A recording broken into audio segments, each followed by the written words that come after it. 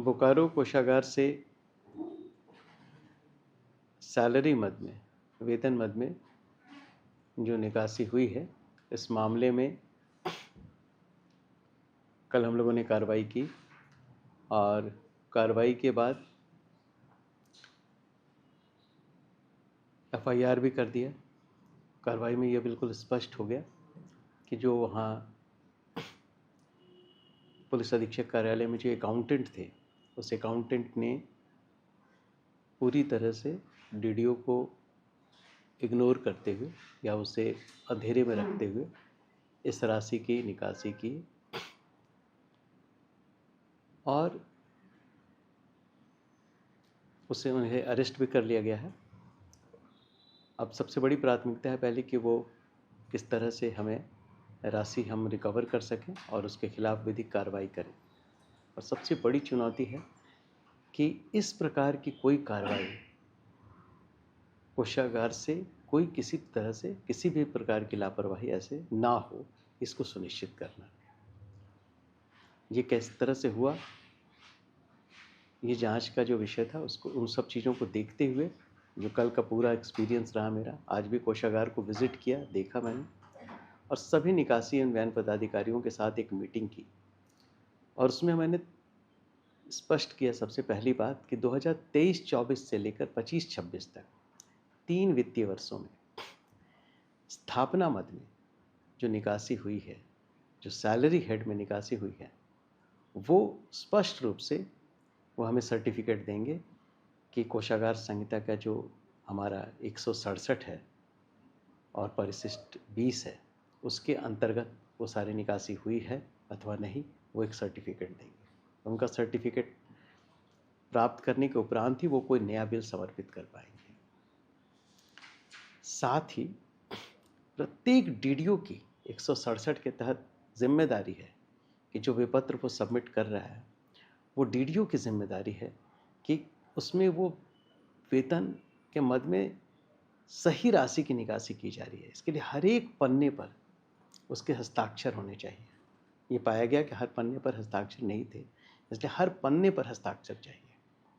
दूसरी बात ये कि एक साथ बहुत अधिक संख्या में कई डिपार्टमेंट के बिल निकासी हो रहे हैं, यह भी सामने आई बात।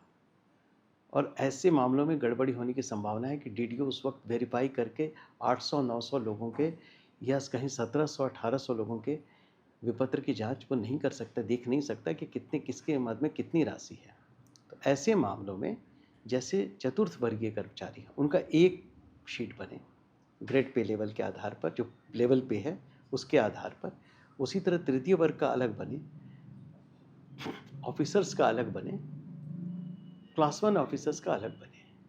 इससे अलग अलग बनेगा तो उसे उस राशि को सरसरी तौर पर उनका अंदाज़ा रहता है कि किसी को अगर 40,000 50,000 का वेतन मिल रहा है, 80,000 85,000 का वेतन मिल रहा है, वहाँ अचानक से किसी एक के में 3 लाख की राशि दिखाई देती है, 4 लाख की राशि दिखाई देती है, तो डीडीओ उसको ऑब्जेक्ट कर सकेगा या जानना की कोशिश कर सकेगा कि अकाउंटेंट से कि ये क्यों है, एरियर निकल रहा है या क्या मामला है, वो उसको देख सकेगा।